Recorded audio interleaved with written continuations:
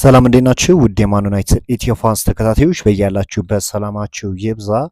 አመሻሹን የወጡ ስፖርታዊ መረጃዎችን ወደ እናንተ ይዘን መተናል። እስከ ፕሮግራማችን መጠናቂያ ድረስ አብራችሁን ቆዩ። የቀድሞ የእግር ኳስ ተጫዋች ካርተን ኮል በኢንግላንድ ብሔራዊ ቡድን አሰልጣኝ ቶማስ ቱሄል የአሰላለፍ ምርጫ ላይ ቅሬታውን አሰምቷል። ኮል ስለ ኮቢ በሰጡ አስተያየት እንግዲህ ኮቢ ሜኖ ሁሌም ዝም ማለቱ ጨርሶ አይገባኝም። ልጁ በአቋም ደረጃ ላይ በጣም ጥሩ ነው።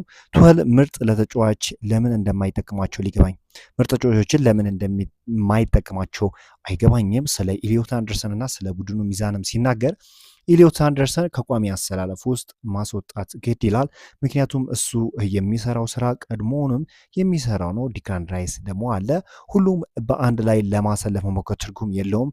ይልቁንም ቡድኑን ወደፊት የሚያንቀሳቀስና የግብ ዕድሎችን የሚፈጥር የበለጠ አጥቂ አማካኝ ያስፈልጋል ሲል ተችቷል። እንግዲህ ለኮቢ ሜኖ እድል እየተሰጠው አይደለም። በማንቸስተር ዩናይትድ ቤት እያሳየ የነበረውን እንቅስቃሴ ሁላችንም እናያለን እና አሁን በእንግሊዝ ብሔራዊ ቡድን ምንም አይነት የመሰለፍ እድል አለማግኘቱ እጅግ አስገራሚ ይሆናል። ልክ ሩበን አሞሪም ለኮቢ ሜኖ እንደዚህ አይነት ነገር ሲያሳዩ ተመልክተን ነበር። አሁን የእንግሊዝ አሰልጣኝ የሆኑት ቶማስ ቱሄልም ተመሳሳይ ድርጊትን በኮቢ ሜኖ ላይ ሲፈጽሙ መመልከት ችለናል። ሃሪ ማጉዌር ራሽፎርድ ወደ ማንቸስተር ዩናይትድ ሊመለስ ስለሚችልበት እድል እንዲህ ሲል ተናግሯል። ማርከስ ምን ያህል ድንቅ ተጫዋች እንደሆነ አውቃለሁ። ይህ በክለቡና በማርከስ መካከል የሚደረግ የጋራ ስምምነት ጉዳይ ነው ብለዋል። እርግጥ ነው ማርከስ ከተመለሰ በድጋሚ እንዲጫወት ደስተኛና በራስ መተማመን ያለው እንዲሆን እንፈልጋለን ብለዋል። ለራሱም ሆነ ለክለቡ ትልቅ ውሳኔ መሆን አለበት። ነገር ግን ለማርከስ ራሽፎርድ በሚቀጥለው የውድድር ዘመን የትኛውም ክለብ ቢቀላቀል ምን ያህል ታላቅ ተጫዋች ሊሆን እንደሚችል ሁሉም ሰው ቃል ሲል መልሷል። እና ማርከስ ራሽፎርድ አሁንም ቢሆን ወደ ማንቸስተር ዩናይትድ ዳግም የመቀላቀል ወይም በማንቸስተር ዩናይትድ ቤት የመጫወት እድል ሊኖረው ይችላል። ነገር ግን እዚህ ጋር ጥያቄ የሚያስነሱ ነገሮች አሉ። አሁንም ቢሆን በርካታ ክለቦች በተጫዋቹ ላይ ከፍተኛ የሆነ ፍላጎት አላቸው። ራሽፎርድ ወደ ሌሎች ክለቦች የሚሄድ እድሉ በጣም ዝቅተኛ ነው። ወደ ባርሴሎና የሚሄድ ከፍተኛ ፍላጎት አለው ወይም ወደ ባየር ሙኒኮች እንደሚታወቀው የእሱ ፈላጊ የሆነው ብቅ ብለው ነበር። ነገር ግን አሁን ፍላጎታቸውን ወደ ሌሎች ተጫዋቾች ማድረጋቸው ይታወሳል እና አሁንም ቢሆን ተጫዋቹ እድል ይኖረዋል። ነገር ግን አሁን ጥያቄ የሚያስነሳው ነገር ማይክል ካሪክ ለተጫዋቹ እድል ይሰጠዋል ወይስ አይሰጠውም የሚለው ጉዳይ ነው። ራዲክ ቪቴክን ለማስፈረም የሚደረገውን ፉክክር ሬንጀርሶች መቀላቀላቸው ተነግሯል። ማንቸስተር ዩናይትድ ከግብ ጠባቂ ዝውውር እስከ 10 ሚሊዮን ፓውንድ እንደሚጠይቅ ይጠበቃል ሲሉ ምንጮች አመላክተዋል። ቪቴክ ባሳለፍነው የውድድር ዘመን በ41 የሻምፒዮንሺፕ ጨዋታዎች 12 ክሊንሺቶችን በማስመዝገብ የብሪስቶል ሲቲ የዓመቱ ምርጥ ተጫዋች ሽልማትን ማሸነፍ የሚታወስ ጉዳይ ነውና ግብ ጠባቂዎች እንደሚታወቀው እንግዲህ ቋሚ ተሰላፊ መሆን ይፈልጋሉና ሁለተኛ መሆን አይፈልጉም። ምክንያቱም ይህን ያህል እድል አይኖረንም የሚል ሀሳብ ይኖራቸዋልና መታየት በትንሽ ክለብ ቢሆን በሚገባ ራሳቸውን ማሳየት ነው የሚፈልጉት። ለዚህም ነው እንግዲህ ተጫዋቹ ሁለተኛ ግብ ጠባቂ ሆኖ በማንቸስተር ዩናይትድ የመቀጠል ፍላጎቱ ዝቅተኛ የሆነው።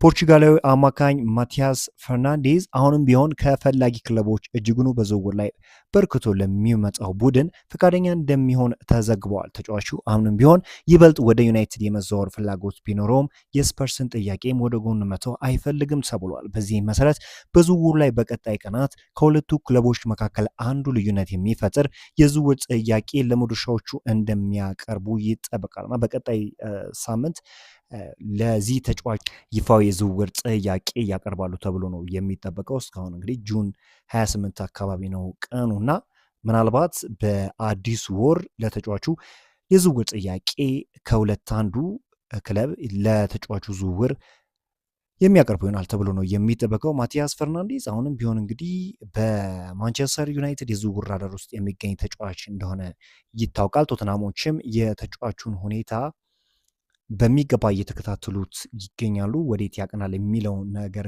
ወይም ደግሞ የትኛው የተሻለ የዝውውር ጥያቄ ያቀርባል የሚለውን ነገር በመጪዎቹ ቀናት ውስጥ እንመለከታለን። ምክንያቱም በሚቀጥሉት ሳምንታት ውስጥ ይፋዊ የዝውውር ጥያቄ ለማቅረብ ዝግጁ ናቸው ተብለዋል። የጣሊያኑ ክለብ ኤሲ ሚላን እንግሊዛዊ የማንቸስተር ዩናይትድ አማካኝ ሜሰን ማውንትን ለማስፈረም ፍላጎት እንዳለው ተገልጿል። የቀድሞ የማንቸስተር ዩናይትድ አሰልጣኝ ሩበን አሞሪም ከተጫዋቹ ጋር ዳግም የመስራት ፍላጎት አለው ተብሏል።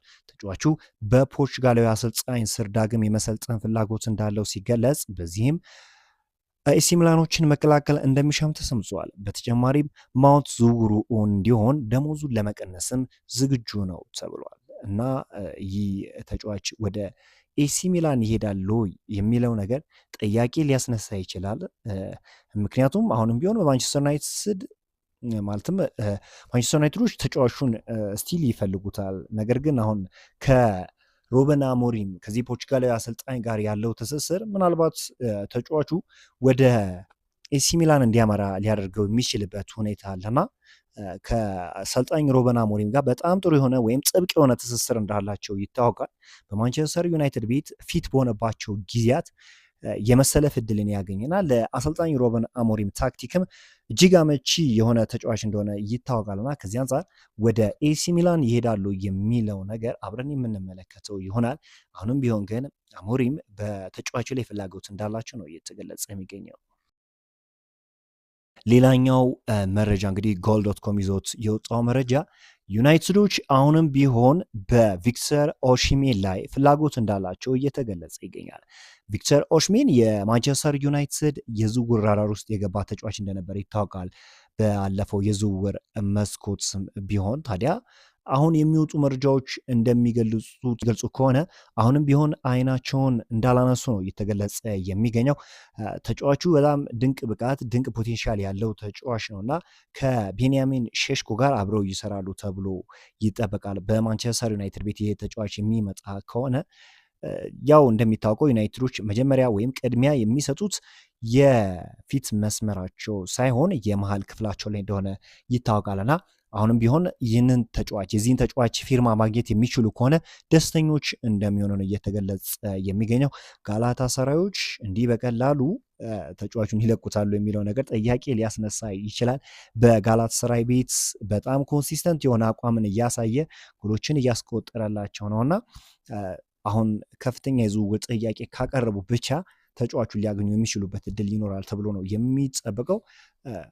በማንቸስተር ዩናይትድ ቤት በፊት መስመር ላይ አሁንም ጥያቄ ሊነሳ ይችላል እና ቤንያሚን ሼሽኮ ፊት ባልሆነባቸው ጊዜያት ጆሹዋ ዝርክዚ የቤንያሚን ሼሽኮ ግልጋሎትን እየሰጠ አይደለም እና ይህንን ነገር በጥብቅ እያስቡበት እንደሆነና ለፊት መስመሪያቸው ወይም ማለትም ለቤንያሚን ሼሽኮ ትክክለኛ አጋዥ ወይም ከሱ ጋር መፎካከር የሚችል አንድ የፊት መስመር አጥቂ የማስፈረም ሀሳብ እንዳላቸው ነው እየተገለጸ የሚገኘው።